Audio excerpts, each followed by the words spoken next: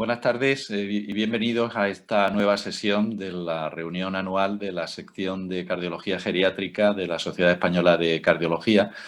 Es un placer para mí estar aquí con todos vosotros y sobre todo estar con estos tres ponentes expertos que nos van a deleitar con sus comentarios sobre los highlights en insuficiencia cardíaca. En primer lugar, pues bueno, nos va a hablar el doctor Julio Núñez del Hospital Clínico Universitario de Valencia sobre los retos en el manejo del paciente anciano con insuficiencia cardíaca. En segundo lugar, pues va a haber una charla grabada, una ponencia grabada del doctor José Luis Gorriz, como sabéis, es nefrólogo también del Hospital Clínico de Valencia, que por motivos de agenda previa pues no ha podido estar con nosotros en directo, pero que va a ser también muy interesante sobre el abordaje de comorbilidades en el paciente, en el anciano cardiópata. Va a hablar sobre la diabetes, sobre la insuficiencia renal y la hipercalemia, que son complicaciones habituales y comorbilidades habituales en los pacientes con insuficiencia cardíaca y sobre todo, y más todavía, en el paciente anciano. Y por último, el doctor Alberto Esteban Fernández del Hospital Universitario Severo Ochoa de Leganés en Madrid, pues nos va a hablar sobre lo que toca en la actualidad, es decir, cómo hay que adaptarse en el manejo de estos pacientes con insuficiencia cardíaca en las unidades y en el hospital de día en esta época del COVID y del post-COVID. Antes de dar paso a Julio para que nos hable de su tema, pues quería hacer recordar algunas cosas. En primer lugar, que esta es una actividad acreditada con 5,35 créditos por la Sociedad Española de Cardiología, que para acceder a dicha acreditación pues hay que haber asistido al 80% de las sesiones, que se puede ver cómo va el estado de la acreditación a través de la pestaña Mi acreditación de esta web, y ahí se va a ver cuál es el porcentaje en tiempo de la sesión en tiempo real que se ha consumido. También tendremos luego aproximadamente como una media hora para cualquier pregunta que queráis hacer, tanto al doctor Esteban como a Julio, bueno, el doctor José Luis Gorri evidentemente no va a poder contestar, pero intentaremos contestar a vuestras preguntas entre los tres, y eso pues podéis mandarlas a través del chat, ¿no? Y también pues recordar por último que esta sesión queda grabada y que se puede consultar en la misma página web para su posterior consulta. Y sí recordar que para conseguir la acreditación, aunque se pueden ver, hay que conseguir ese 80% de visualización de sesiones antes de las 24 horas del día de hoy. Y una vez hecho estos breves recordatorios, pues bueno, pues vamos a empezar con el contenido científico de la sesión y doy la palabra al doctor Julio Núñez para que nos hable sobre cuáles son los retos del manejo de la insuficiencia cardíaca en el paciente anciano. Julio, cuando quieras. Muchas gracias, Manolo, por la presentación. Muchas gracias a la sección de cardiología geriátrica por la invitación a participar en esta sesión. Y muchas gracias, de luego, a todos vosotros por vuestra asistencia, ¿no? El tema que vamos a tratar hoy, para iniciar esta sesión, se titula Retos en el manejo del paciente mayor con insuficiencia cardíaca. Y yo desde siempre he dicho que hay tres subgrupos de población bastante representativos que suponen un reto enorme porque tenemos dudas en el diagnóstico y sobre todo tenemos muchas dudas en cuanto al manejo. Y esos tres grupos son: uno, el paciente con fracción de eyección preservada; dos, el enfermo cardiorrenal; y tres, el paciente anciano. En los próximos minutos voy a intentar resumir cuáles, en mi opinión, son los retos en el manejo de este último subgrupo, el paciente mayor. Estos son mis conflictos de intereses. Bueno, el primer punto que me gustaría enfatizar es que todos sabéis que a mayor edad de la población se multiplica el riesgo de presentar insuficiencia cardíaca. Esto es conocido desde hace mucho tiempo, y si veis la pirámide poblacional actual de nuestro país y cuáles son las previsiones para los próximos años, vemos cómo el porcentaje mayoritario de la población van a ser aquellos sujetos en los próximos años, aquellos sujetos de más de 65 años, aquellos sujetos donde se multiplica por 3, por 4, por 5 incluso por 10 el riesgo de presentar insuficiencia cardíaca.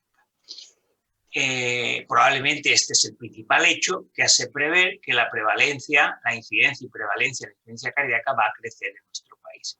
Estos son datos, a la derecha tengo previsiones norteamericanas. Mirar cómo del año 2000 a 2040 los norteamericanos ya suponen que se duplican los casos de insuficiencia cardíaca. Y esto es básicamente a un aumento muy llamativo en la esperanza de vida y el porcentaje elevado de pacientes ancianos. Desgraciadamente, tenemos un modelo asistencial creado para el tratamiento agudo de las enfermedades y desgraciadamente poco preparado para el enfermo crónico, el enfermo con insuficiencia cardíaca. La insuficiencia cardíaca, paradigma del enfermo crónico. Mirar cuál es la distribución en base a la complejidad de los pacientes con insuficiencia cardíaca. La gran mayoría de los pacientes, utilizando escalas, por ejemplo, la Kaiser permanente, escalas ampliamente contrastadas, vemos cómo es excepcional el enfermo con insuficiencia cardíaca que sea un paciente de baja complejidad o un proceso puramente agudo, y lo que destaca casi en un porcentaje 50-50 es un paciente o de moderada o de alta complejidad. Este es un enfermo crónico que clásicamente presenta numerosos episodios de descompensación que llevan a numerosos episodios de insuficiencia cardíaca. Y cuando vamos a revisar la evidencia de cómo tratar a estos pacientes, ya nos encontramos con un dato muy curioso. Pese a que los ancianos, la población más, es su grupo más prevalente en los pacientes con insuficiencia cardíaca, vamos a los ensayos clínicos, vamos a empezar de los ensayos clínicos más anteriores a lo más actual, vemos cómo pues, los enfermos de los ensayos clínicos, donde buscamos donde revisamos la evidencia de cómo tratar a ellos, son 20 años menores.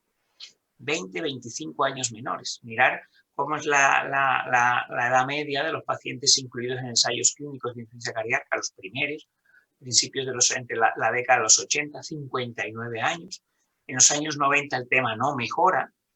En los años, a finales, llegando al año 2000, ya parece que aumenta, 5 años, y ya estamos hablando de enfermos entre 60 y 64 años. Pero aún estamos muy lejos de lo que vemos actualmente. La gran diferencia entre lo que es la práctica asistencial al mundo de los ensayos clínicos. Mirad, esto no solamente se corrobora así en ensayos más pretéritos, sino que se sigue observando en registros, que en teoría son estudios observacionales consecutivos. Mirad, en los registros de la Sociedad Europea de Cardiología, pues destaca que la edad media de los pacientes es de 66 años. Solamente el 34% de los sujetos tienen más de 75 años, y esto es algo que se va repitiendo, no solamente en registros de sociedades científicas, sino que también en los principales ensayos clínicos de las moléculas que actualmente estamos prescribiendo, que todos conocen. Paradigm, dapagliflozin, empagliflozin, y estamos hablando de edades medias en torno a 65 años. O sea, hay una gran discrepancia entre lo que es la práctica clínica diaria y lo que vemos en los ensayos clínicos en cuanto a la edad. Y concretamente, si nos focalizamos en el subgrupo de población que presenta mayor edad, como serían los pacientes con fracción de eyección preservada, pues observamos que sí, que si bien es cierto, la edad media claramente es superior, estamos hablando de edades medias en torno a 72-73 años, aún sigue habiendo una importante brecha, un importante gap en cuanto a la edad. Os voy a presentar cuáles son los datos. Esto está recientemente publicado en nuestro grupo, en European Journal of Internal Medicine, cuál es la evolución de la edad de nuestros registros, pacientes ingresados con el diagnóstico de insuficiencia cardíaca aguda. Nosotros tenemos, para simplemente comentar, nosotros aproximadamente tenemos un 50-50 de FERI preservada, FERI reducida. O sea, que en mi opinión nos da una figura bastante aproximada a lo que puede ser la realidad de la insuficiencia cardíaca, ¿no? Aquí vemos cómo del año 2007 a al año 2015 la edad media ha ido progresivamente subiendo, empezando con edades medias entre 72 y 73 años, y en los últimos, en el año 2015, 75 años, y en los últimos 3-4 años ya nos estamos acercando a edades medias en torno a 76 años. Y cuando lo miramos de otra manera, el porcentaje de pacientes superancianos, o sea, aquellos de mayores o igual de 85 años, vemos cómo esta población del año 2007 al 2015 está aproximadamente al 10, 12, 15%, y en los últimos 3 años este porcentaje de pacientes mayores de 85 años ya supera con creces el 20% de los ingresados anualmente. Así pues, esto es una tendencia que día a día va creciendo. Es un problema, un problema llamativo que hay que abordar. ¿Qué implica y cuál es la evolución natural de este paciente concretamente en este extremo muy por arriba de la enfermedad, concretamente centrándonos en el superanciano?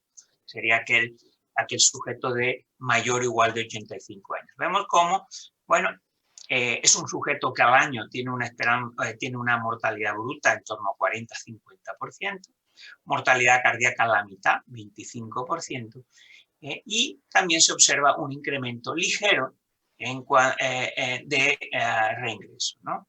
Pero cuando esto se ajusta por clásicas variables de índole pronóstico y potenciales variables confusoras, obviamente, comorbilidad y otras, pues vemos cómo el paciente superanciano sigue manteniendo un incremento muy llamativo, yo diría dramático, del riesgo. Estamos hablando de que es un enfermo que tiene 3.5 veces mayor riesgo de morir que un sujeto de menos de 65 años, morir por todas las causas o incluso por insuficiencia cardíaca.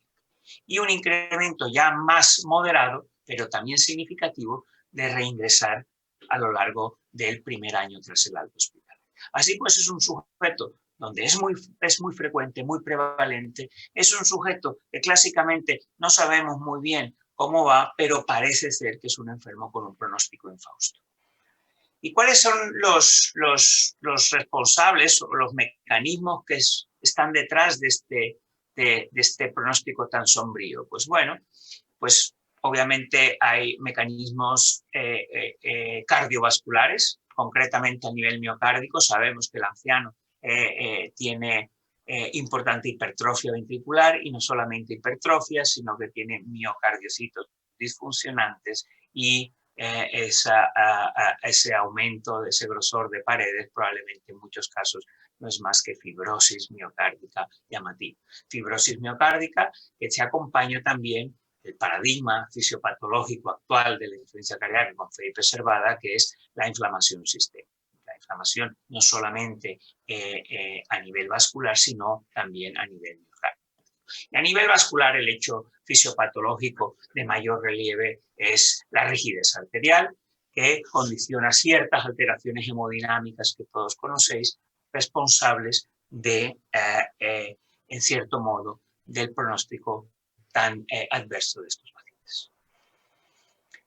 No solamente hay razones cardiovasculares, es obvio, estos pacientes tienen una carga de morbilidad, de comorbilidad pues muy llamativa. Así pues, numerosos estudios muestran cómo la comorbilidad, tanto cardiovascular como no cardiovascular, juega un papel clave explicando el peor pronóstico de estos pacientes. Comorbilidad, además, fragilidad, un tema que probablemente muchos de vosotros controláis mucho mejor que yo, aquellos especialistas en el paciente anciano, paciente geriátrico. La fragilidad en insuficiencia cardíaca juega un papel clave, y allá hay numerosos estudios, independientemente de la edad y de la fracción de eyección, que sustentan el factor pronóstico independiente de la fragilidad. Probablemente.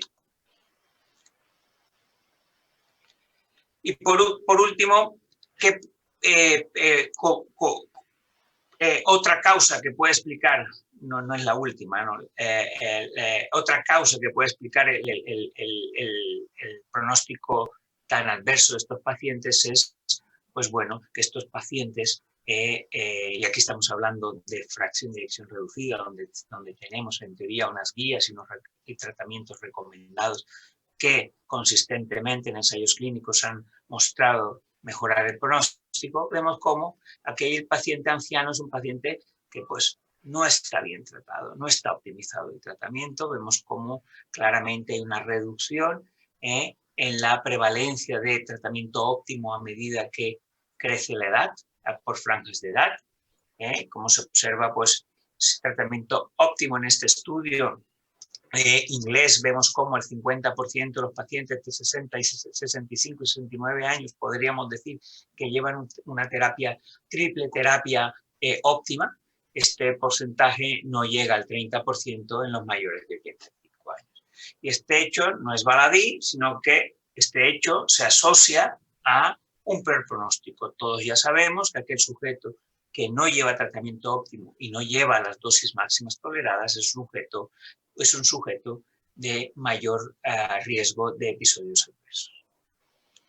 Y por último, me gustaría sugerir que hay otras causas, por ejemplo, en fracción de eyección preservada, y estamos viendo cómo en torno a un 10-15%, según diferentes series, estos pacientes ancianos tienen mayor prevalencia de miocardiopatías específicas con tratamiento específico, como lo es la amiloidosis cardíaca por transtiretina, que cada día gana más enteros, cada día se conoce más y esperemos que en los próximos años tengamos disponibilidad para poder diagnosticar un diagnóstico fácil y un tratamiento a este tipo de población, que son pacientes en su gran mayoría ancianos.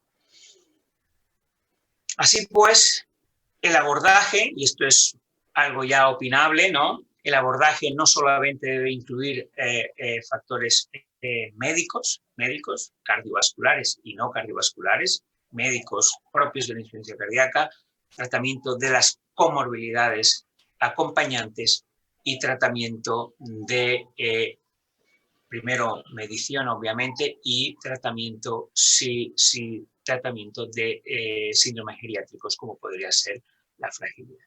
Además de esto, este abordaje debe ser integral, teniendo en cuenta pues, factores psicosociales, funcionales, como puede ser el ejercicio físico o terapias físicas pasivas de otro tipo, más adaptadas al paciente anciano, y desde luego implicando el ambiente social del trabajador social. ¿Y qué hay con respecto a lo que tenemos actualmente? ¿Qué con respecto a los nuevos fármacos que tenemos que hablamos todos los días de ellos, y SGLT2, sacubitril/valsartán? Hay evidencia de que este grupo, estos fármacos, tanto sacubitril/valsartán como las SGLT2, funcionan igual independientemente de la del sujeto. Pues desgraciadamente no tenemos evidencia sólida, robusta. La información que tenemos proviene de análisis por subgrupos, con la gran limitación de que la población anciana incluida en estos ensayos es desgraciadamente muy baja, pero los datos disponibles de los que tenemos actualmente sugieren que el efecto positivo para reducción de eventos cardiovasculares en pacientes con insuficiencia cardíaca y fracción de eyección reducida, para sacubitril/valsartán y para dapagliflozina, muestran un efecto homogéneo independientemente de la edad. En otras palabras, los pacientes ancianos también parecen beneficiarse de ambos grupos farmacológicos. Y, desde luego, es complicado el abordaje terapéutico de este tipo de pacientes, pero, en mi opinión, la edad no condiciona ninguna contraindicación para la implementación de terapias novedosas en pacientes de este tipo. Así pues, para concluir, he de decir que la población anciana con insuficiencia cardíaca es su grupo más prevalente de insuficiencia cardíaca y probablemente el subgrupo de pacientes en los cuales tenemos más incógnitas respecto no solamente al tratamiento, sino al control y al diagnóstico de la insuficiencia cardíaca. La fisiopatología y pronóstico difiere frente a los más jóvenes. Hemos visto cómo estos pacientes tienen un aumento muy llamativo de episodios adversos. La fisiopatología, en cierto modo, difiere del paciente más joven, que suele ser más isquémico. El paciente mayor suele ser un paciente con importante comorbilidad cardiovascular y extravascular y un fenotipo de insuficiencia cardíaca, fracción de eyección preservada. La evidencia científica que avala el correcto manejo de este tipo de pacientes sigue siendo muy escasa, desafortunadamente. Y parece ser que la clave está en un enfoque terapéutico holístico, incluyendo no solamente la terapia farmacológica, terapia con dispositivos, sino probablemente implicando rehabilitadores, psicólogos y todo el ambiente social del paciente. Muy importante, uno de los retos que tenemos que cambiar y desde las sociedades científicas tenemos que hacer presión a las casas farmacéuticas es que debemos intentar que los ensayos clínicos representen de la mejor manera posible, nos den una foto más fidedigna de lo que es la práctica clínica diaria. Y esto solamente se consigue aumentando la participación o la representación de los ancianos en los ensayos clínicos contemporáneos. Gracias. Muy bien, Julio, pues muchísimas gracias por tu charla. Como hemos comentado al principio, pues haremos la discusión global con las preguntas para los tres ponentes al final de las tres charlas. Y ahora pues vamos a pasar a ver la presentación, como he comentado también previamente, grabada en vídeo del doctor José Luis Gorriz, como digo, nefrólogo del Hospital Clínico de Valencia, que va a hablar sobre las comorbilidades, básicamente sobre el problema del riñón, de la insuficiencia renal en el paciente anciano con insuficiencia cardíaca, pero también de aspectos relacionados como es la diabetes y algunas consecuencias que pueden ser bastante graves, como es la hipercalemia. Quisiera agradecer a la sección de Cardiología Geriátrica de la Sociedad Española de Cardiología y especialmente a su presidenta, doctora Clara Bonanal, permitirme participar en esta interesante reunión donde se enfocan los problemas del anciano, y estos son los que yo voy a hablar en este momento. En primer lugar, la hipercalemia del anciano. La población general, la tasa de hipercalemia es baja, 2-3%, pero los pacientes hospitalizados llega al 10%, pacientes con insuficiencia cardíaca 40% y enfermedad renal crónica 50%. Esta patología, especialmente cuando hay hipercalemia, hace que se incremente la mortalidad en el paciente, y la presencia de hipercalemia en estas comorbilidades que muestran en la gráfica, diabetes, hipertensión, enfermedad renal crónica e insuficiencia cardíaca, se asocia a una mayor mortalidad que cuando estas mismas comorbilidades están presentes sin hipercalemia. Y desde el punto de vista o perspectiva del cardiólogo se plantean dos situaciones. Una en la hospitalización aguda, pacientes con insuficiencia cardíaca a los que se suele asociar la enfermedad renal crónica, con generalmente disminución de la función renal, y otra el paciente ambulatorio en la consulta con una fracción de eyección disminuida que suele también asociarse a enfermedad renal crónica y lleva fármacos que algunos de ellos, como bloqueadores del sistema de renina-angiotensina o antagonistas del receptor mineralocorticoide, se asocian en incremento del potasio. Y en estudios que ustedes clásicamente conocen, que han demostrado beneficio entrando en riesgo cardiovascular, insuficiencia cardíaca y renal, se ven elevadas tasas de hiperpotasemia, 38%, 23%, incluso algunas elevadas con tasas de hipercalemia graves como mayor de 6, recientemente el Paradigm con 16% de hipercalemia.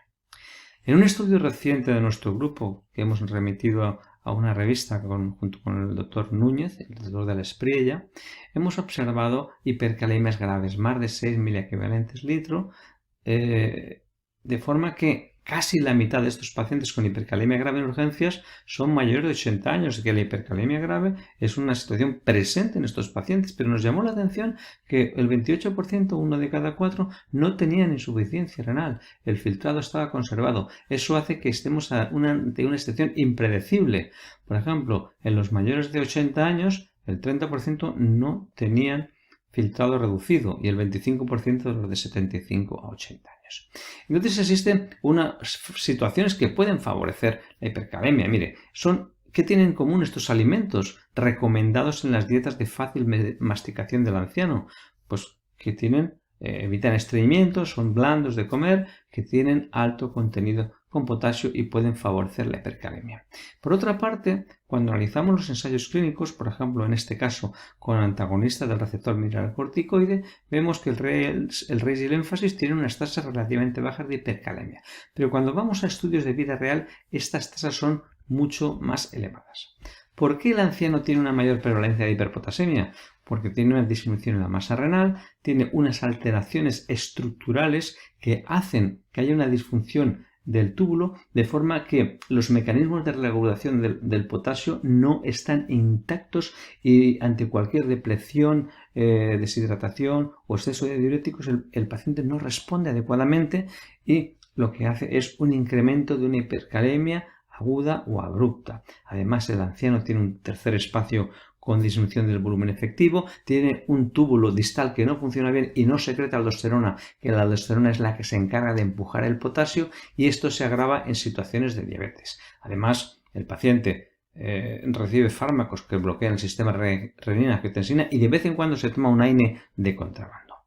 De forma que, aunque no tengan una prevalencia importantísima de hipercalemia basal, tienen una situación que predispone a una hipercalemia abrupta o impredecible. Esto se mostró en un registro japonés de más de 1 millón de habitantes con 25.000 hipercalemias, y la tasa de hipercalemia de los mayores de 80 años no era significativamente mayor, que era prácticamente bastante menor que la de 65 o 79.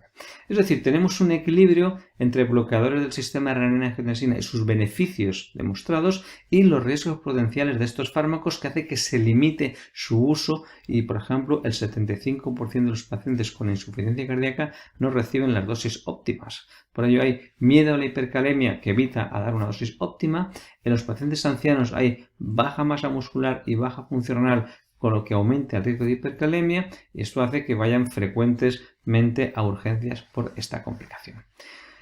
La Sociedad Europea de Cardiología ha planteado un consenso en el que sugiere que es preciso optimizar el bloqueo del sistema renina-angiotensina a dosis plenas y no suspender estos fármacos, de forma que en estos pacientes, si no tienen depleción de volumen, se tiene que ajustar la dosis de diuréticos, especialmente de ASA, que nos pueden permitir eliminar más potasio, restringir la dieta con potasio y, por supuesto, no dar suplementos de potasio. Si existe un potasio más de 5, añadir un quelante de potasio, nunca suspender el bloqueador del sistema renina-angiotensina y en estos casos monitorizar el potasio. Si el potasio es más de 6 y tiene el bloqueo del sistema de renina en objetivo, lo que se puede es o reducir este bloqueo o retirar y añadir un quelante del potasio con monitorización posterior para valorar introducir el quelante el bloqueante del sistema renina-angiotensina si el potasio está debajo de 5. Entonces han aparecido los nuevos quelantes del potasio, que son patiromer y ciclosilato de circonio y sodio, que tienen una serie de características, tanto por su gradación, porque son polímeros que los diferencian claramente del clásico resin calcio o poliestireno sulfonato cálcico, que es más inespecífico y con muy mala tolerancia. Estos nuevos fármacos tienen un efecto, algunos muy rápidos, y son bien tolerados, con muy baja tasa de estreñimiento, escasa hipomagnesemia y quizá alguna alteración gastrointestinal o caso de leve edema que no se tiene clara su significación clínica en el caso de ciclosilato de circonio y sodio. Existen muchos ensayos clínicos y aquí les muestro un ejemplo del ensayo OPAL con patiromer en subgrupo de pacientes mayores de 65 años en los que logró reducir la tasa de recurrencia de hipercalemia, o a la derecha un estudio con ciclosilato de circonio y sodio que mantiene la hipercalemia, la reduce a normocalemia durante un tiempo mayor de 1 año. Es decir, que estos quelantes están muy bien tolerados, se manejan muy bien la hipercalemia, mantienen una normocalemia durante más de 1 año, optimizan el tratamiento con bloqueadores del sistema renina-angiotensina en este tipo de pacientes con estas comorbilidades, enfermedad renal, insuficiencia cardíaca y diabetes, se toleran muy bien, no tienen olor, sabor y son en polvos en suspensión. Y para acabar, quisiera hacer esta pregunta: si los ancianos presentan progresión renal y qué podemos hacer con ellos. Pues, en efecto, en este estudio reciente publicado con un grupo de pacientes, de más de casi 400 pacientes con distintos estadios de enfermedad renal, se mostró que sí, que en negro había pacientes que progresaban, enfermedad estadio 3, estadio 4, ¿y quién eran aquellos que progresaban? Pues los que tenían mayor grado de proteinuria. Por eso, la proteinuria, albuminuria, es un parámetro que desde cardiología se debe de monitorizar, porque selecciona a aquellos pacientes con mayor capacidad de progresar a nivel renal y de tener acontecimientos cardiovasculares. De hecho, el registro de enfermos renales de la Sociedad Española de Nefrología muestra claramente que los pacientes que inician diálisis no son los jóvenes, son principalmente los mayores de 65 años y 75 años, triplicando la tasa respecto a los jóvenes. Es decir, que tenemos que hacer algo para disminuir la progresión o el inicio de diálisis en estos pacientes.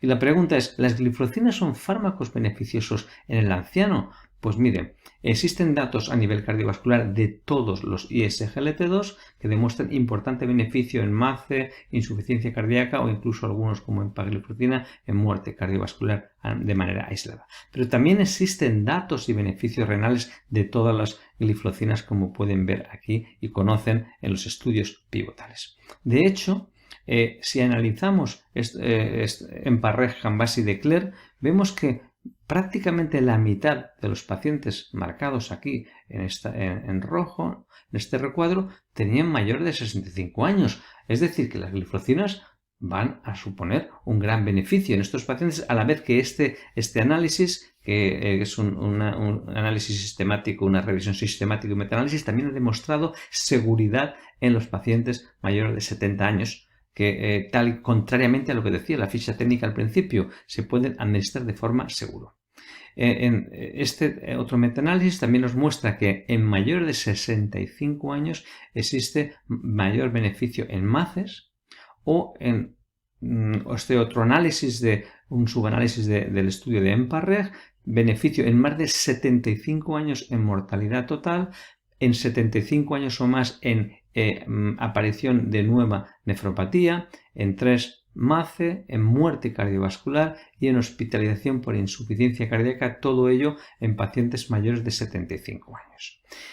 Tenemos un nuevo estudio recientemente comunicado en el Congreso de la Sociedad Europea de Cardiología y se dará con más detalles en próximos congresos de este mes endocrino y el mes que viene de nefrología. Es el DAPA-CKD, en el que tuve la oportunidad de participar como National Leader, que administraba dapagliflozina a pacientes con enfermedad renal crónica, filtrado entre 25 y 75 y albuminuria más de 200. De forma que tiene una curiosidad, que entraron pacientes diabéticos y no diabéticos. Y aquí mostramos que el 42% de los pacientes del estudio de DAPA-CKD presentaban más de 65 años. Es decir, que tenemos una población muy representativa de pacientes mayores. Y el endpoint primario, que era un endpoint renal, un endpoint muy parecido al Credence, sobre descenso o duplicación de creatinina, de 50% de reducción en el filtrado glomerular, inicio de diálisis o muerte renal o muerte cardiovascular, se observó una reducción del riesgo del 39%, a pesar de que el estudio tuvo que pararse prematuramente por beneficio importante en el brazo de tratamiento. Cuando analizamos los diferentes outcomes, vemos que el outcome primario es compuesto de reducción de más del 50% de filtrado glomerular, que es un evento muy duro, es muy difícil conseguirlo.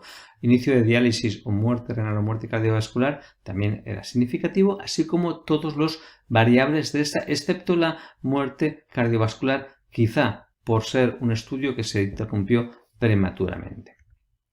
Además, no hubo diferencias entre si el paciente era diabético o no. Incluso parece que hay una tendencia a mayor beneficio en los no diabéticos o diferentes grados de albuminuria o filtrado glomerular. De esta forma, concluimos que el anciano presenta muchos factores de riesgo para presentar hipercalemia, que en muchas ocasiones es impredecible. Muchos de los fármacos que han demostrado beneficio cardiorrenal se asocian a incremento del potasio y su suspensión se asocia a peor pronóstico cardiovascular, renal y mortalidad. Diversos ensayos clínicos han demostrado efectividad y seguridad de los nuevos quelantes del potasio patiromer y ciclosilato de circonio y sodio, y queda por responder si los nuevos fármacos quelantes de potasio pueden mejorar el pronóstico y permitir maximizar el bloqueo del sistema renina-angiotensina en estas poblaciones como anciano, enfermedad renal crónica y enfermedad renal. El anciano presenta una elevada probabilidad de progresión renal, especialmente en aquellos pacientes con proteinuria. Las glifocinas presentan eficacia en la insuficiencia cardíaca, MACE y eventos renales en diabéticos ancianos, así como seguridad. Y probablemente también en no diabéticos, que tenemos pendiente los datos finales del DAPA-CKD. Todos estos datos nos ayudarán a establecer las estrategias de abordaje del anciano con múltiples comorbilidades. Muchas gracias.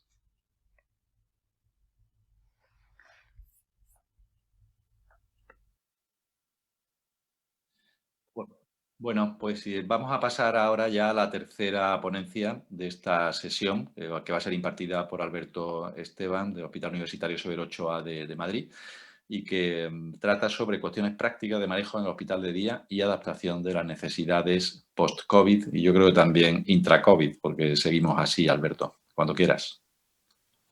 Bueno, pues buenas tardes y gracias a todos los que estáis en casa y que no os habéis cansado todavía de los webinars. Me consta que hay mucha gente conectada y os agradece.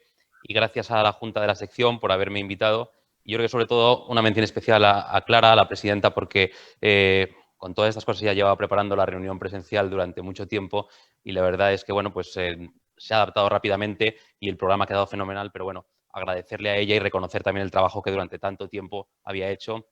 Y seguro que el año que viene nos podremos ver, esperamos en presencia y disfrutar de la reunión. Entonces, bueno, yo voy a hablar de algunas cuestiones prácticas relacionadas con el hospital de día como parte central de las unidades de insuficiencia cardíaca, sobre todo con lo que ha cambiado, lo que ha supuesto durante el COVID. Estos son mis conflictos de interés.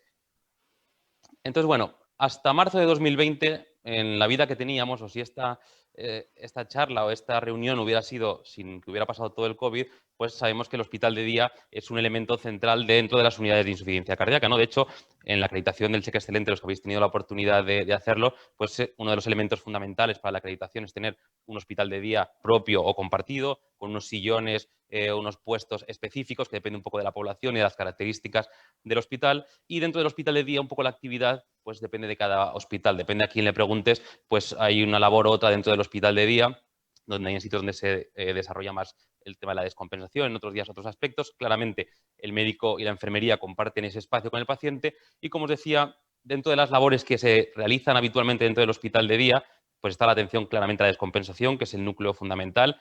Y además ya sabéis que todo paciente que va derivado a la unidad y tiene un seguimiento estructurado y entra en el programa asistencial de atención al paciente con insuficiencia cardíaca hasta que se va de alta y después, bueno, pues tiene esa continuidad de cuidados según está organizada cada unidad cuando el paciente es dado de alta. Siempre el hospital del día puede ser un sitio de vuelta en el paciente que durante el seguimiento o después del seguimiento vuelve a descompensarse y puede volver a tener contacto con la unidad de insuficiencia cardíaca. Por tanto, esta es la primera parte importante del hospital de día.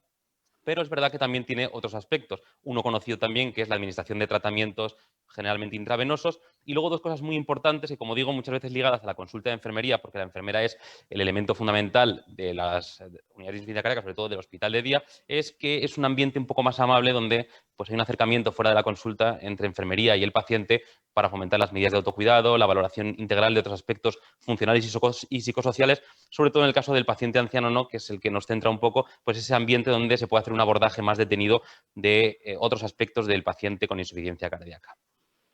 ¿Qué ha pasado durante la pandemia o qué problemas hemos detectado? Y seguro que aquí cada uno podréis añadir otras cosas, pero ¿qué he detectado yo? ¿Qué se me ha ocurrido que hemos detectado durante este tiempo con el hospital de día?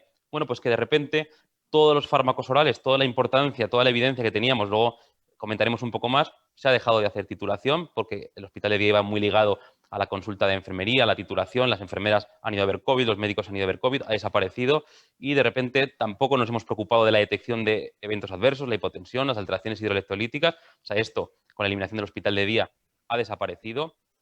Otra cosa muy importante, que era el fomentar el autocuidado del paciente, y veremos si eso puede ser una solución que va a dar el hospital de día a futuras pandemias, no se ha dado respuesta. ¿Qué ha pasado con los pacientes descompensados? No sé cuál es vuestra impresión, pero es verdad que luego tampoco hemos detectado tantos pacientes que se hayan descompensado en su casa. No sabemos si han manejado los diuréticos con el régimen flexible, si es que se han muerto en el domicilio, o muchos han tenido COVID e insuficiencia cardíaca al mismo tiempo. Por supuesto, se han dejado de poner los fármacos intravenosos en el hospital de día. Y como decía antes Julio, las comorbilidades tan importantes en el paciente anciano con insuficiencia cardíaca, ¿no? Nefrópata, anemia, déficit de hierro, etcétera, EPOC, ha dejado de tratarse, ha dejado de valorarse y tratarse la comorbilidad. Lo mismo con los dispositivos. Eran pacientes muchas veces esperando a un upgrade de un dispositivo o a un paciente que igual iba a necesitar una resincronización o estaba esperando un isquémico a poner un desfibrilador. Aunque sean pacientes ancianos, sabemos que si tienen buena calidad de vida, algunos se pueden beneficiar y no se han chequeado los dispositivos. Algunos que han ido con alertas a la urgencia, si se podía entrar en la urgencia, pues a lo mejor se han podido chequear, pero la optimización del dispositivo, la optimización de la resincronización, terapias, pues durante este tiempo parece que han desaparecido de las consultas de insuficiencia cardíaca y del hospital de día un poco como punto vehicular de contacto con la unidad. Y, por supuesto, todo el proceso asistencial, que tanto hemos hablado de la importancia de la estructura de las unidades de insuficiencia cardíaca, la atención mediante programas, ha desaparecido completamente porque ha desaparecido el propio proceso asistencial y los niveles asistenciales. Bueno, pues durante la pandemia, entre todo lo que se ha publicado y se ha escrito, más en lo que tiene que ver con insuficiencia cardíaca, hay un documento muy interesante sobre los pacientes con insuficiencia cardíaca que hizo la Asociación de Insuficiencia Cardíaca de la SEC, donde, bueno, pues entre los aspectos que abordaba, uno de ellos es qué hacer con el paciente, claro, teniendo en cuenta que hay un circuito de contacto con el paciente de insuficiencia cardíaca, no tanto con el paciente con sospecha de COVID, porque claro, ese paciente, pues ya sabéis que había un número de teléfono, iba a la urgencia, iba a atención primaria, según los sitios y lo desastroso que fuera la situación, pero en cuanto al paciente que no tiene sospecha de coronavirus, sino el paciente no está descompensado de insuficiencia cardíaca, pues ¿cuáles eran las claves o los objetivos que teníamos que tratar? Pues evidentemente que fueran lo menos posible al hospital y que ingresara lo menos posible. Dentro de lo posible, yo creo que muchas unidades hemos funcionado así, de intentar que la consulta de insuficiencia cardíaca alguien la pasara telemáticamente, llamar a los pacientes para identificar los pacientes de más riesgo, los que se necesitaba ver presencialmente de alguna forma, si era posible, y los que no, intentar que no perdieran el seguimiento y recitarlos de alguna forma, y bueno, pues los que podían ir de forma presencial. Y el hospital de día, ponen como alternativa, pero es verdad que hasta donde yo sé, el hospital de día en muchas ocasiones se ha convertido en zona de pacientes COVID, o sea que incluso físicamente ha desaparecido. Y luego, bueno, pues, ¿qué paciente, que esto también lo tenemos claro, identificamos, sobre todo en la llamada telefónica, por la dificultad muchas veces de este contacto con el paciente anciano con insuficiencia cardíaca, que necesita que venga a la consulta? Bueno, pues evidentemente el paciente que nos cuenta signos y síntomas de descompensación, que a veces incluso han sido abordados de forma ambulatoria y que no han mejorado. Evidentemente, pacientes que tienen algo que nos haga sospechar descompensación o paciente muy bradicárdico, muy taquicárdico, que me cuenta una descarga del desfibrilador o que tiene síntomas de dolor torácico, cosas que nos hagan de sospechar que puede haber algo más, pues ese paciente tenía que haber venido a vernos. Yo no sé hasta qué punto los hemos visto, pero en las siguientes horas yo creo que ese paciente tiene que tener un nicho reservado para ser visto y no acabar en cualquier sitio. Y, por supuesto, la valoración y el diagnóstico diferencial, a veces difícil, con la insuficiencia cardíaca, ¿no? Todavía hoy estamos viendo pacientes que vienen, pacientes con disfunción ventricular, que llegan al hospital estos días con unas placas de infiltrados bilaterales, que no queda claro si es sistema intersticial, si es COVID, tiene parámetros inflamatorios, sube el NT, pero muchas veces es muy difícil y al final esos pacientes acaban en una zona intermedia o de sospecha COVID, sale negativo y muchas veces es difícil el diagnóstico diferencial, ¿no? Pero bueno, importante todos los parámetros que nos ayudan a hacer el diagnóstico diferencial entre uno y otro. Respecto a lo que hemos dicho y los problemas que hemos detectado, uno de los grandes problemas, y lo ha comentado el doctor Núñez, porque aunque es verdad que no tenemos estudios concretos de que las dosis máximas en pacientes ancianos tienen el mismo beneficio que los más jóvenes, pero en este tratamiento ahora escalonado que tenemos, ¿no? Que tanto estamos hablando de que todos los pacientes, incluso ancianos, tienen que llevar por lo menos las 4 líneas básicas de tratamiento para los pacientes con insuficiencia cardíaca y fracción de eyección reducida, ese punto clave que es el de la titulación, ¿no? El de haber puesto todas las líneas de tratamiento y titular y subir las dosis, ha desaparecido y eso vamos a ver si tiene un impacto en la mortalidad de los pacientes, ¿no? Sabemos incluso que en 30 días ya empieza a haber un beneficio de poner ISGLT2 a cubitril/valsartán, con lo cual hay que intentar, cada vez vamos más, hacer una titulación rápida o intentar por lo menos iniciar rápidamente varias líneas de tratamiento para tener el máximo beneficio. Pues no podemos volver a permitirnos que un paciente esté desvinculado completamente en la titulación y en el inicio de fármacos que mejoran su pronóstico, esperando meses a la titulación. Y lo mismo lo que hemos dicho con los dispositivos. Pacientes isquémicos que van a necesitar un desfibrilador o que van a necesitar una terapia de resincronización, estamos prolongando terapias que a lo mejor van a hacer que los pacientes cuando lleguen sean muy tarde o incluso que se hayan muerto. ¿Cuál es la solución para esto? Yo creo que la solución la teníamos de antes, la sabíamos, la enfermera es la parte fundamental, pero además tenemos evidencia propia sobre el papel de la enfermera en la titulación. Y bueno, pues sabéis que hace poco se publicó un ensayo, que es el ensayo TIFICO, en el que yo tuve la suerte de participar, que comparaba, un estudio de no inferioridad, pero comparaba la enfermera de insuficiencia cardíaca titulando fármacos frente al cardiólogo de insuficiencia cardíaca, que sería como el gol estándar, vamos a decirlo así, de manejo en la titulación de los pacientes con insuficiencia cardíaca. Y veis que en cuanto a fármacos, la enfermería conseguía dosis más altas de fármacos que el cardiólogo de insuficiencia cardíaca, es la enfermera está a lo que tiene que estar, titula los fármacos según los protocolos, incluso pues, el cardiólogo muchas veces está a muchas cosas cuando ve al paciente en la consulta y pues no conseguimos las dosis máximas y eso también tiene impacto en el pronóstico. Y veis además también que la enfermera consigue además, o no hay diferencias en cuanto a la mortalidad, no hay diferencias en cuanto a la calidad de vida, no hay diferencias en cuanto a la recuperación de la FEBI, con lo cual las dos formas son mejores e incluso la titulación por la enfermería reduce los ingresos por insuficiencia cardíaca. Con lo cual, lo que podemos decir es que tenemos una solución de cara a el paciente que no puede ir o el paciente que no se ha podido titular. La enfermera es la clave, pero claro, no se forma la enfermera cuando viene la pandemia. La enfermera, como papel dentro de las unidades, tiene que estar obligatoriamente y además con capacidad de poder manejar la titulación, ¿no? Enfermera especialista en insuficiencia cardíaca es la solución a este problema. ¿Qué pasa con los fármacos intravenosos? Pues también sabemos, lo dicen las guías, nos cansamos de repetirlo y luego llega una pandemia y lo tenemos que dejar de hacer. Sabemos que hay unos parámetros analíticos que son obligatorios al inicio del paciente, del diagnóstico y luego en el seguimiento, como es el perfil férrico. Y alguno puede decir, bueno, es que el paciente anciano, ponerle hierro intravenoso es una comorbilidad que puede esperar. El problema es que sabemos que el déficit de hierro favorece o se ha relacionado con los ingresos hospitalarios y probablemente el pronóstico a largo plazo, con lo cual un paciente que tiene un déficit de hierro, aunque no salga a la calle y en una pandemia y no sepamos si tiene empeoramiento de la clase funcional, en un procedimiento que es rápido, que no tiene complicaciones, que se puede hacer en el hospital de día funcionante, hay que seguir corrigiendo el déficit de hierro a los pacientes en el hospital de día, ancianos, incluso en una situación de pandemia. Y nada quiero deciros respecto a los pacientes que dependen de inotrópicos intermitentes como levosimendan, que estaban en ciclos largos. Ya sabéis que hay pacientes que llevan años en ciclos largos, que su estabilidad depende de levosimendan. Si de repente hay una pandemia, se quita el hospital de día, se quita el personal y se deja de poner los ciclos de levosimendan, ese paciente con total probabilidad va a empeorar funcionalmente, vamos a llegar tarde, va a ingresar o incluso se va a morir. Por lo tanto, los tratamientos intravenosos no son optativos, son una parte fundamental del hospital de día y tienen que mantenerse. Entonces, bueno, pues sí, en la parte central, ojalá se pudiera mantener el espacio físico separado del hospital de día y de la consulta de insuficiencia cardíaca y sobre todo la enfermera con las medidas de telemedicina, con el teléfono, con la videollamada, con lo que sea, manteniendo la consulta, pero si no es posible, pues habrá que averiguarse nuevas fórmulas para atender a los pacientes de insuficiencia cardíaca en esta segunda, tercera, cuarta ola, las que vengan. Una de ellas será la atención primaria, si es que en algún momento vuelve a tener un refuerzo y puede ser efectivo en algo más que no sea el COVID. A lo mejor allí se puede hacer el control de función renal e iones, se puede atender inicialmente la descompensación, se puede incluso a lo mejor administrar un hierro intravenoso y luego, por supuesto, igual que funciona la hospitalización a domicilio, a lo mejor resulta que hay que poner unas redes que atiendan al paciente, sobre todo paciente mayor en su casa, que en esta situación tenemos que evitar que vaya al hospital, donde se puede hacer una valoración clínica, se puede sacar una analítica, se puede poner un diurético intravenoso en el propio domicilio del paciente por el equipo de atención domiciliaria de insuficiencia cardíaca. Y, por supuesto, lo más importante, que esto ya lo sabíamos y no hay que dejar de hacerlo, la parte fundamental de las unidades no es solamente los fármacos, sino es la educación del paciente. Y para eso, claro, el paciente tiene que estar educado de antes para que si pasa algo así, el paciente sepa manejarse y por lo menos sepa qué hacer y de qué cosas tiene que estar pendiente.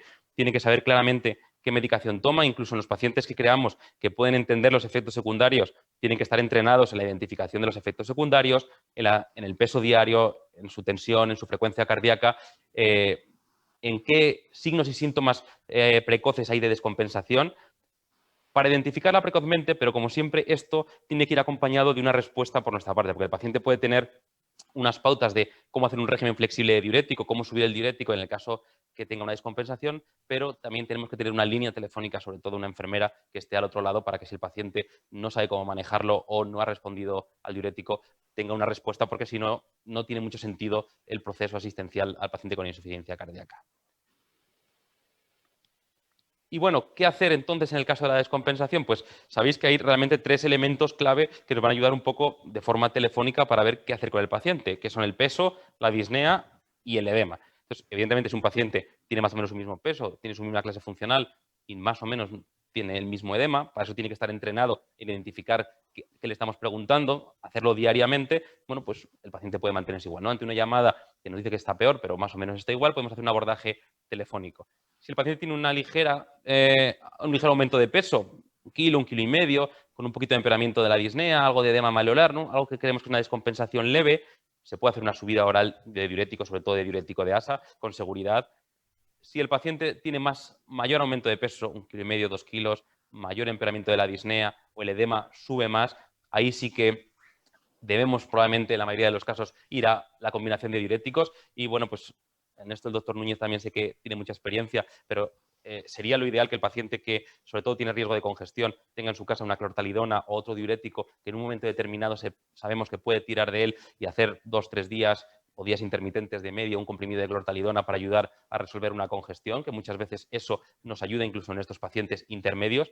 Y luego, evidentemente, el paciente que gana más de 2 kilos, que tiene mucho empeoramiento de la disnea, ortopnea, mayor edema, va a requerir o ir al hospital de día para diurético intravenoso, que sería lo ideal en una situación así, o incluso hacer un ingreso intentando que, como dice el documento de la sección de insuficiencia cardíaca, evitar el ingreso hospitalario.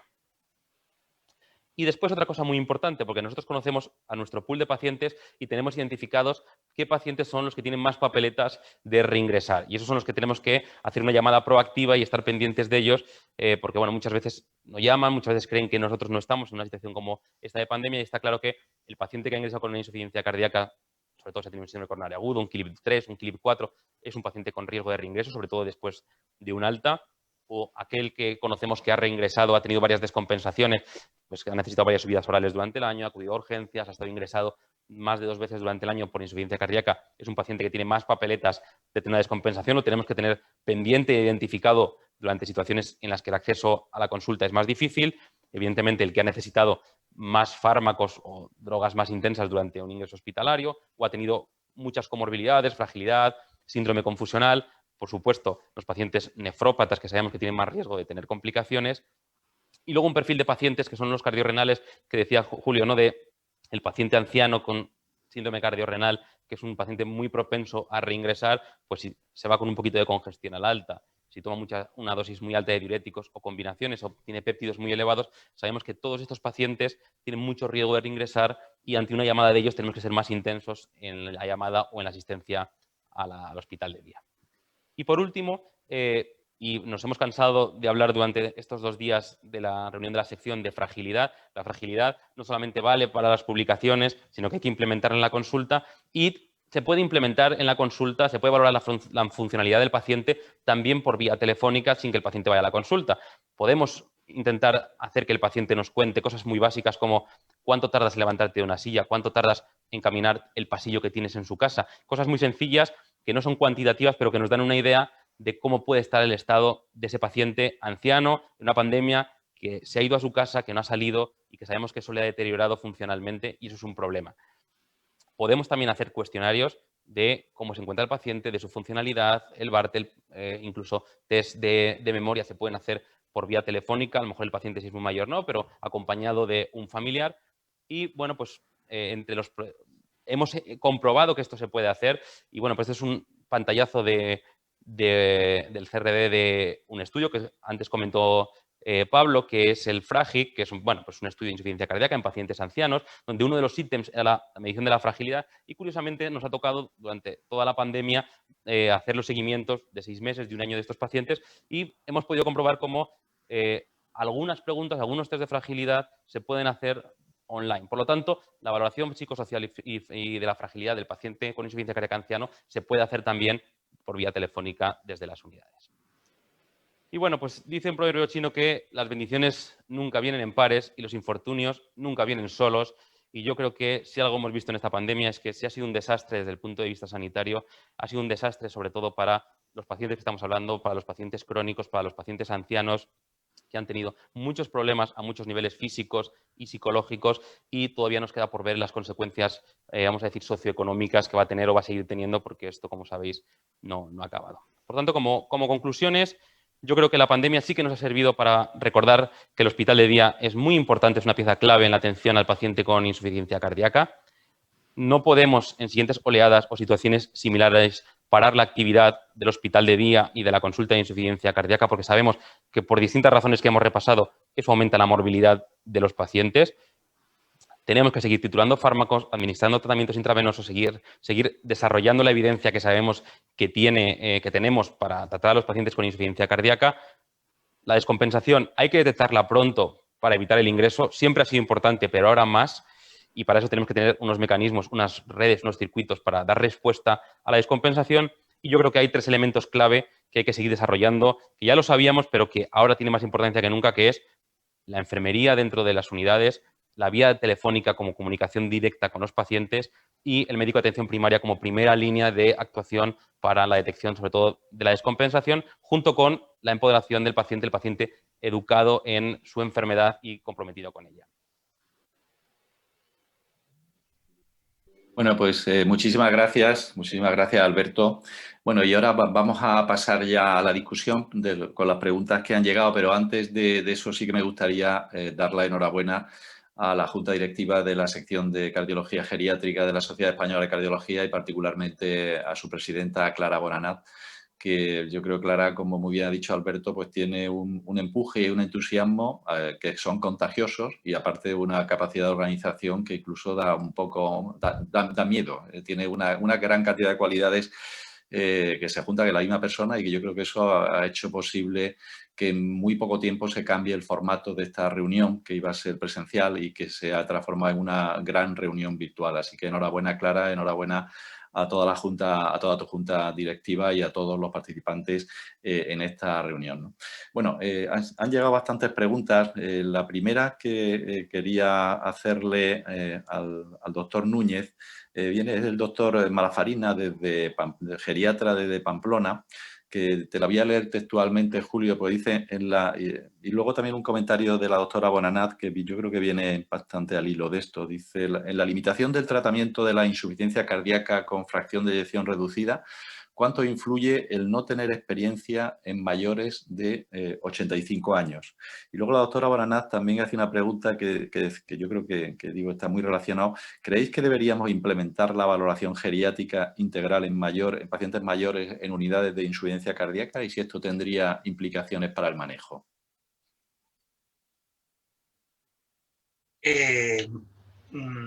Gracias, Manolo, por la pregunta.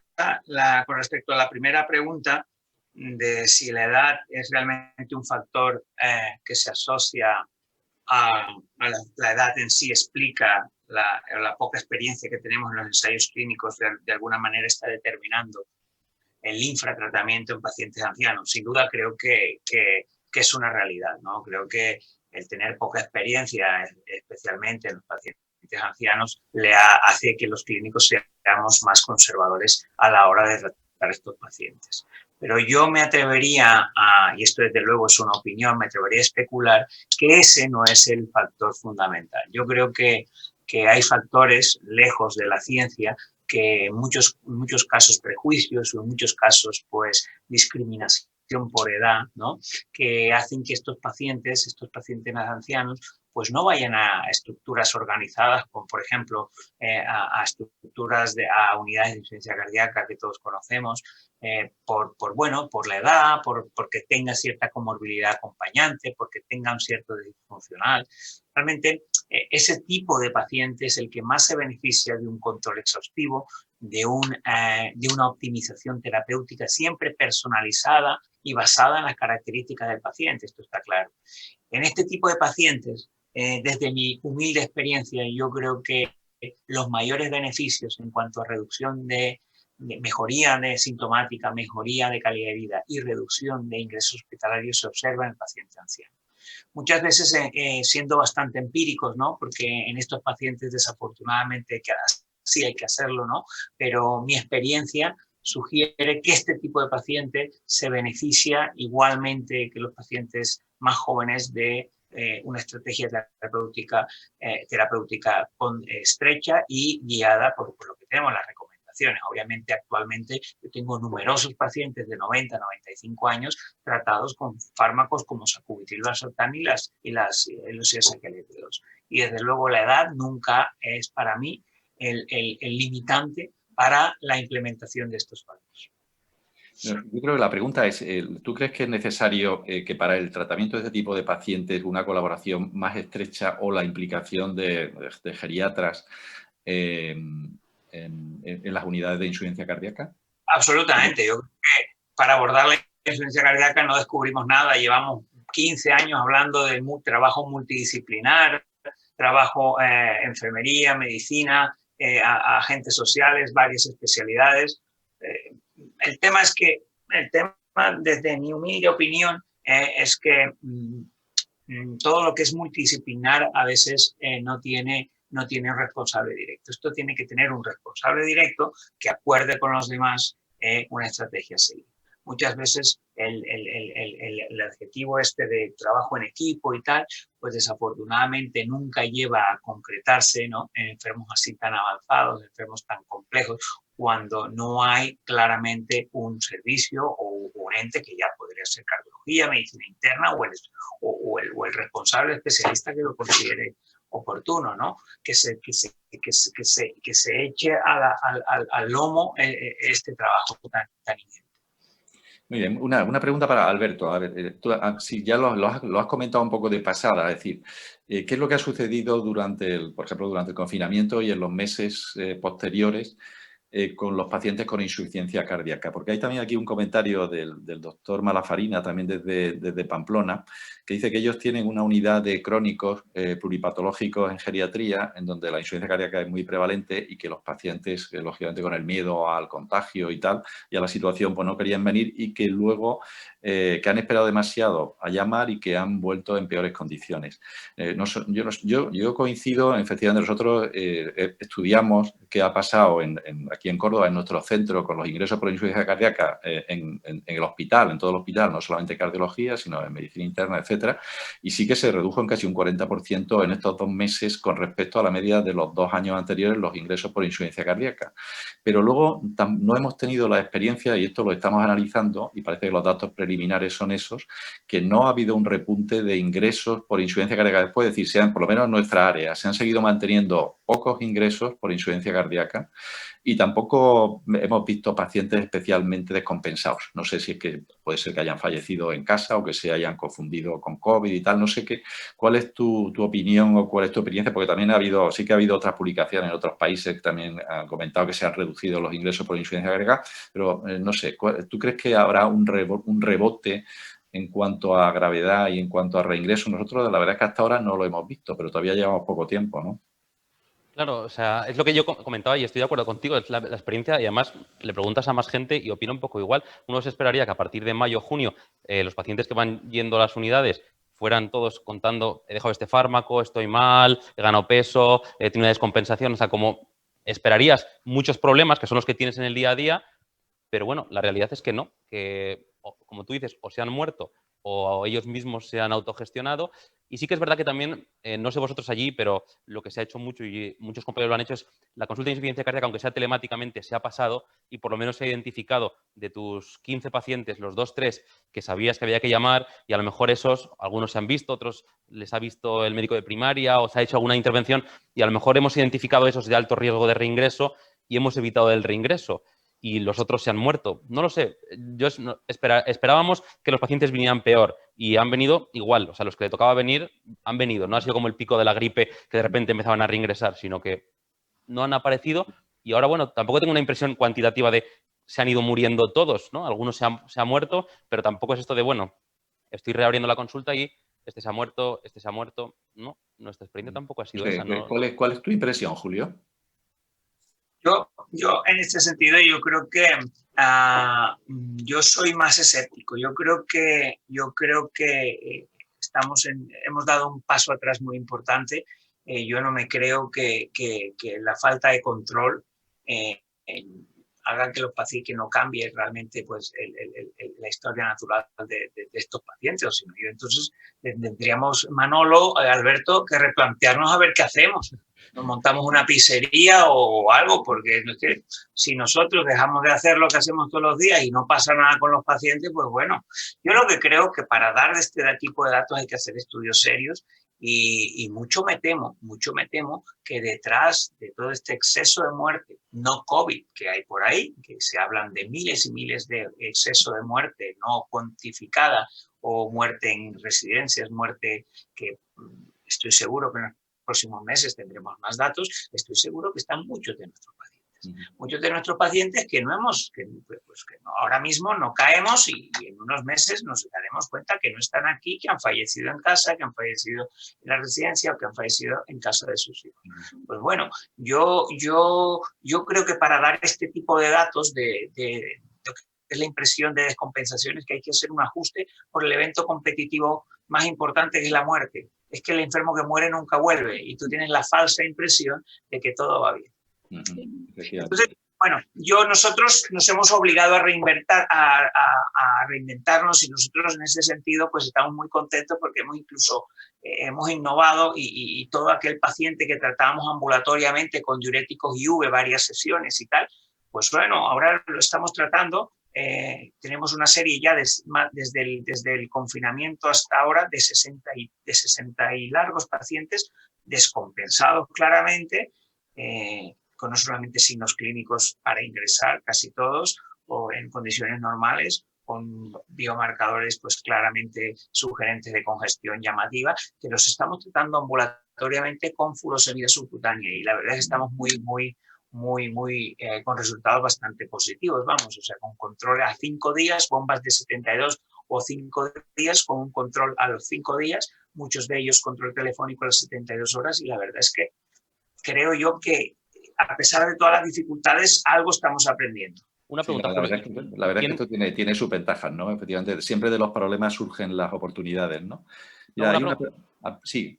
Una pregunta, Julio. Sí, ¿Quién es el que podíais o quién iba al domicilio? Porque claro, aquí el problema siempre es logístico, ¿no? La enfermería aquí en Madrid ha estado en todos los sitios menos en el hospital y eso que es una buena experiencia que veremos cuando tengáis los datos. ¿Quién iba a poner la furo subcutánea al domicilio? ¿Vuestra enfermera? El enfermo venía al hospital, venía a la unidad. Eran pacientes pues, que se llamaban, tenían teléfono de alarma, signos claros, véngase usted, se le pone, lo valoro, le pongo la bomba subcutánea. Una pregunta también de Clara para Julio sobre el tema de la congestión, ¿no? Que dice que eres un gran experto en congestión, cosa que es cierta. Y hace dos preguntas. Una, ¿qué herramientas diagnósticas y terapéuticas podemos utilizar en pacientes mayores, refractarios a tratamiento? Y luego también te pregunta que si crees que el Doppler renal para valorar la congestión se va a establecer como una herramienta útil en cardiología en estos pacientes. Bueno, yo no tengo una varita mágica para realmente identificar y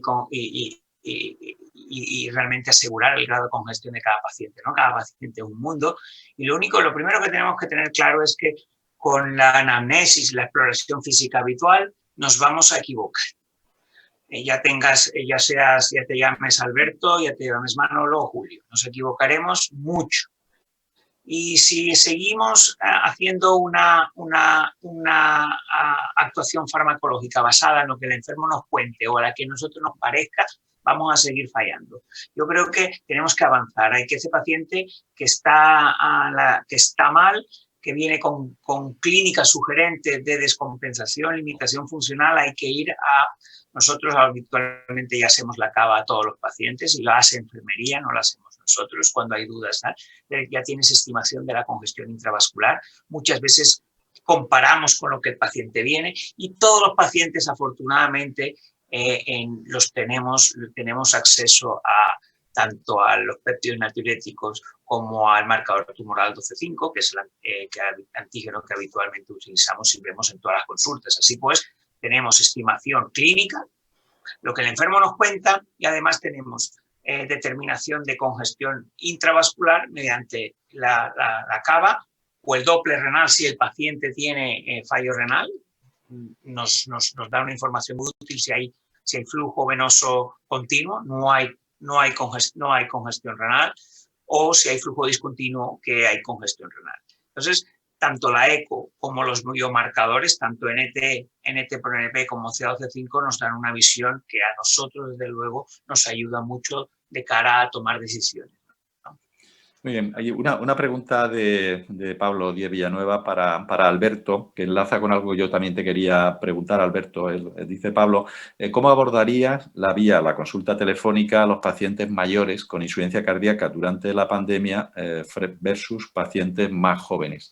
Yo también te quería preguntar, mientras lo piensas, ¿tú crees que, o sea, que esto realmente en la teleconsulta, telemedicina se viene haciendo mucho, hay muchos estudios de insuficiencia cardíaca, la mayoría de los cuales no han demostrado tener un beneficio frente al control presencial habitual, que probablemente a lo mejor se debe a que este tipo de pacientes, que son los mayoritarios con insuficiencia cardíaca, pues no tienen las mismas facilidades para acceder y para interpretar todo lo que se les pide a la hora del manejo de las tecnologías con las que trabajamos, ¿no? Entonces, teniendo en cuenta que en esta situación pues no tienes más remedio que hacer lo que puedas. Si el paciente no puede venir a ti, pues tendrás que llamarlo por teléfono como mínimo.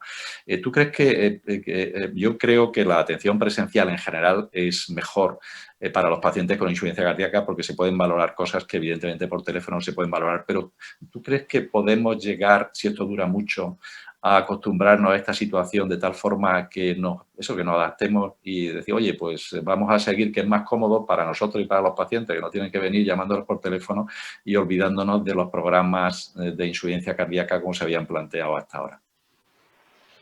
Pues respecto a la primera pregunta, claro, la realidad es que es bonito plantear de forma genérica que vamos a hacer teleconsulta, aunque sea consulta telefónica con los pacientes de insuficiencia cardíaca, pero fijaos las cifras que daba Julio, de la edad media, 70, 80 años, y depende de las áreas, pues son pacientes a lo mejor que tienen más dificultad para expresarse por teléfono. Entonces yo creo que ahí es muy importante volver a insistir en que cuando el paciente entra en la unidad tenga una ficha donde haya una valoración psicosocial, ¿no? Que tengamos identificado a la familia, al cuidador, al interlocutor, no solamente al paciente, teléfonos, dónde vive, qué características tiene, para hacernos una idea cuando abordamos a ese paciente, con quién estamos hablando o quién nos puede decir cómo está el paciente o en qué situación está.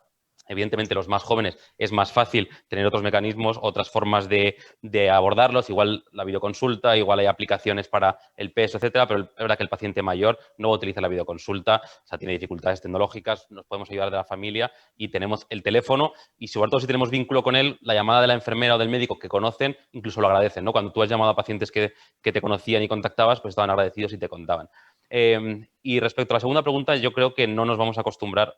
Vamos, tuvimos una época igual que los webinars, ¿no? Una época bonita de qué bien, qué cómodo es esto y luego qué rollo que no nos vemos y esto es un rollo con los webinars. Pues esto es igual, qué bien la telemedicina, pero también se echa un poco de menos ver al paciente presencialmente.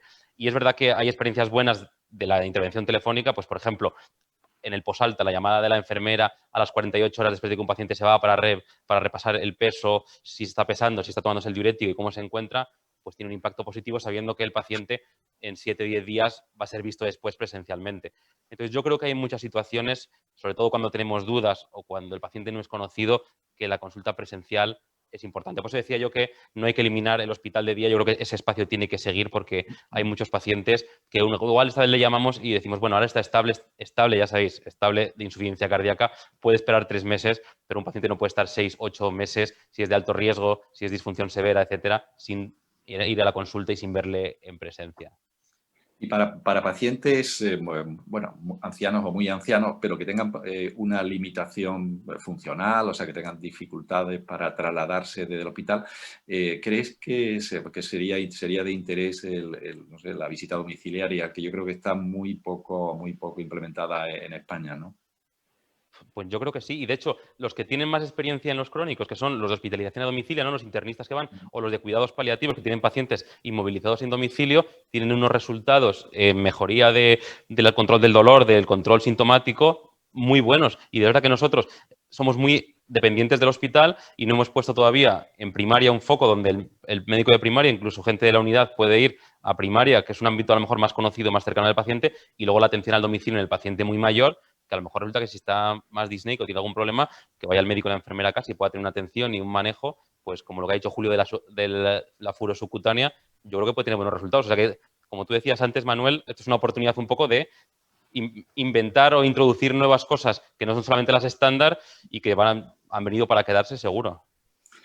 Otra pregunta de Clara Bonanat para Julio en relación con los quelantes del potasio, ¿no? La pregunta es que si nos permitirán la titulación en mayores con síndrome cardiorrenal, es decir, la titulación de los fármacos que lógicamente pueden producir un aumento de los niveles de potasio. Y también ya esto también yo quería preguntarte porque la verdad es que los estudios que hay con estos fármacos, tanto con el patiromer como con el ciclosilicato ese, como se llame, de circonio, se han hecho básicamente en pacientes con hipercalemia o en enfermedad con insuficiencia renal. No hay prácticamente estudios en insuficiencia cardíaca, ¿no?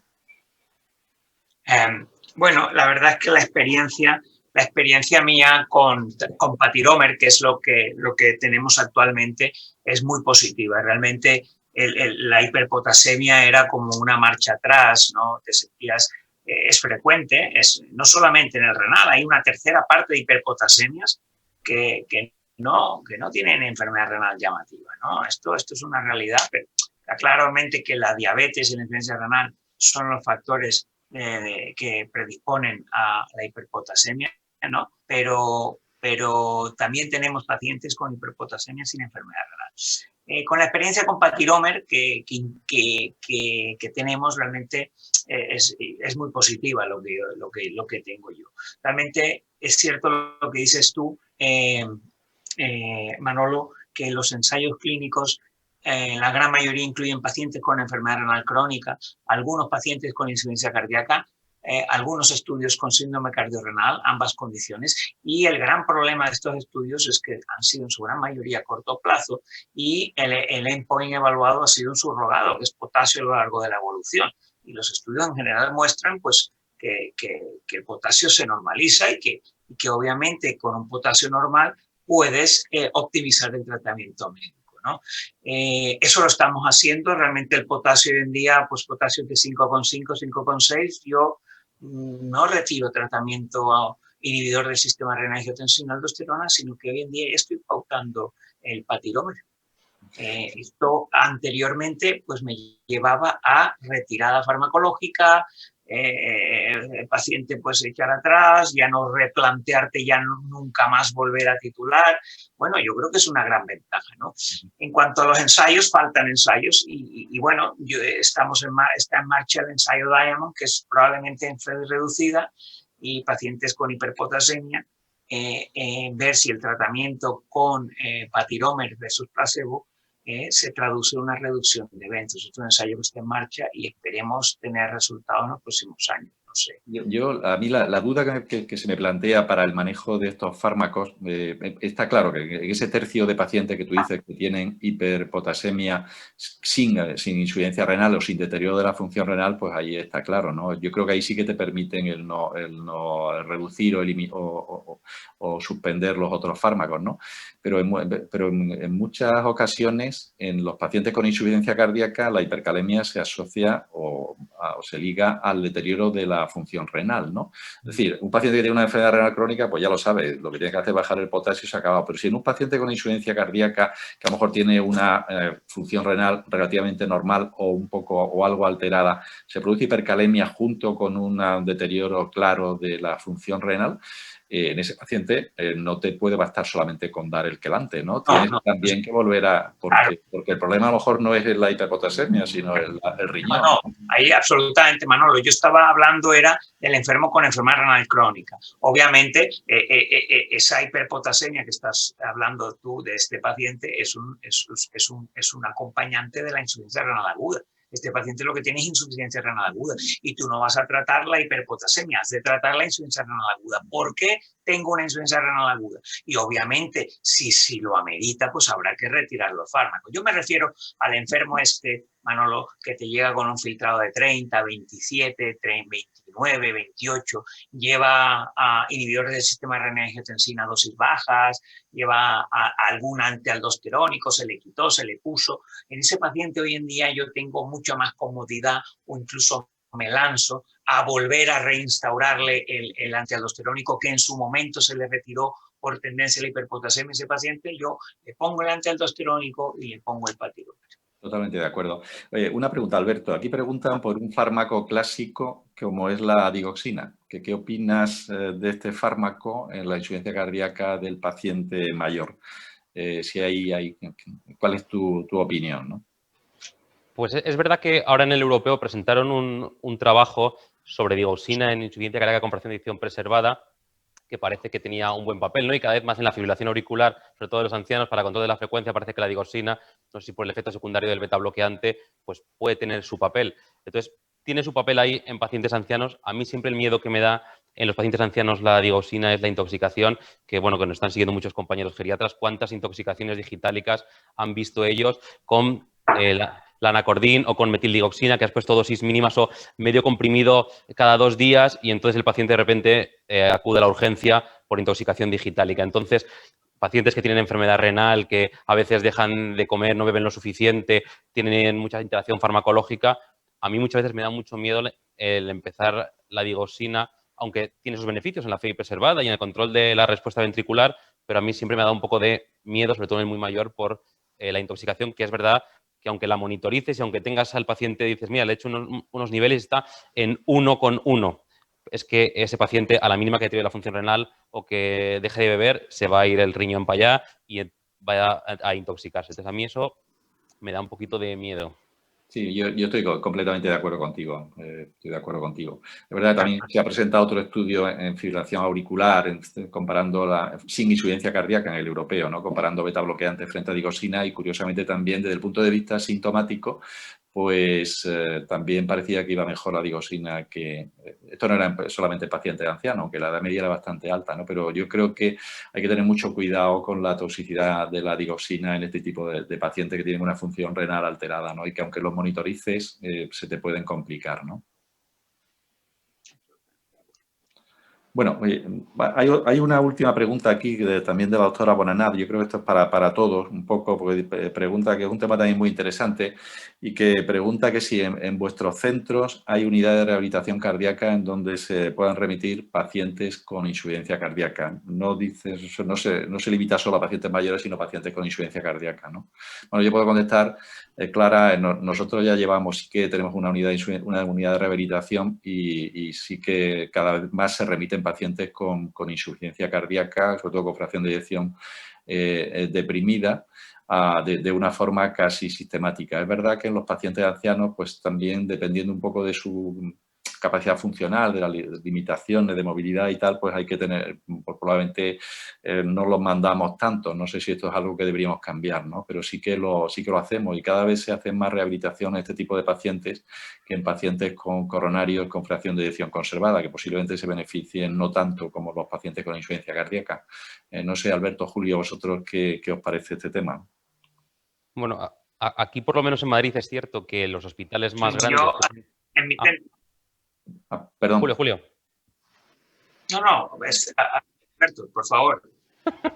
Digo que aquí en Madrid por lo menos yo creo que los hospitales más grandes, ¿no? Pues La Paz, el Ramón y Cajal, que tienen mucha trayectoria de rehabilitación cardíaca, tienen mucha experiencia en rehabilitar a los pacientes con insuficiencia cardíaca, y luego los centros más pequeños pues tienen cupos muy limitados, entonces muchos empiezan a incorporar pequeños grupos de pacientes con insuficiencia cardíaca, pero es verdad que no está muy implementado, que se quiere, pero siempre hay una falta de un recurso, de un día, de una enfermera, y es difícil, aunque bueno, con el documento que han presentado ahora, ¿no?, de rehabilitación en insuficiencia cardíaca, yo creo que tiene que estar implementado. Yo creo que también importante, y aquí tantos geriatras que nos están viendo, es que tendríamos que tener también unidades de rehabilitación de pacientes cardiópatas en geriatría, porque lo que necesitan muchas veces no es hacer cinta, bici o controlar la diabetes solamente, sino es recuperar la movilidad, la estabilidad, o si necesitan un bastón. Entonces, esa parte hay poca experiencia en España, hay muy poquitos centros, pero yo creo que eso también tendría que ser importante, que hubiera unidades, hospitales de día, que los hay, pero pocos,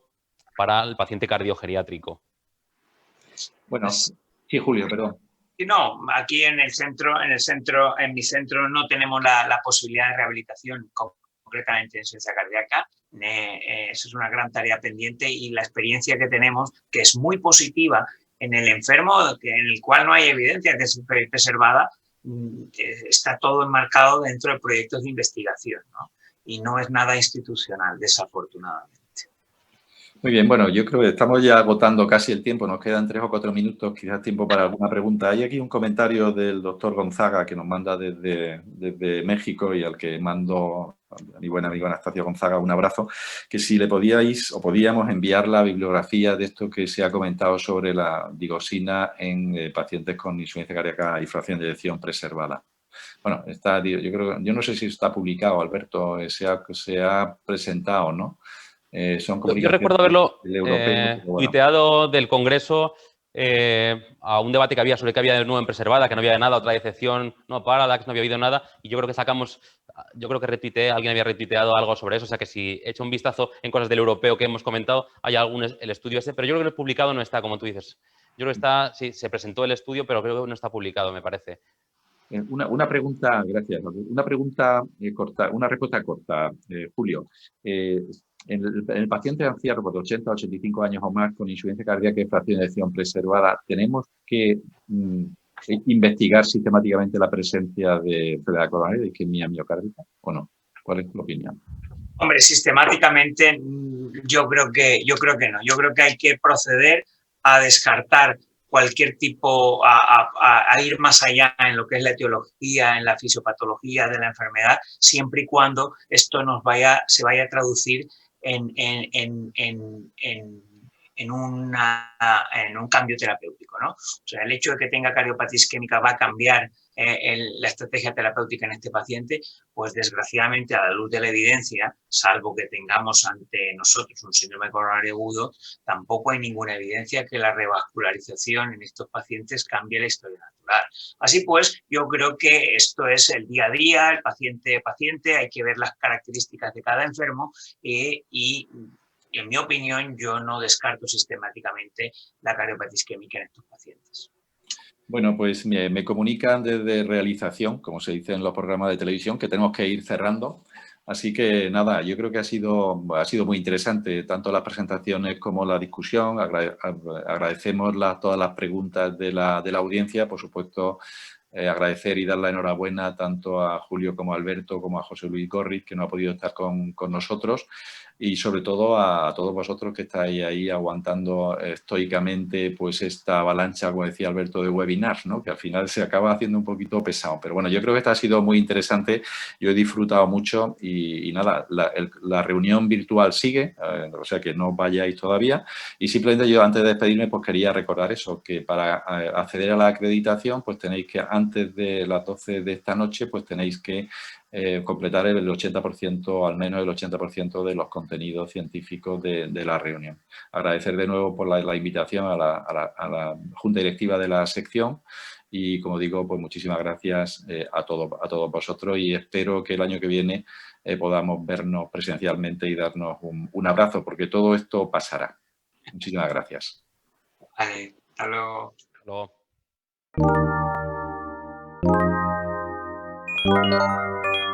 Thank you.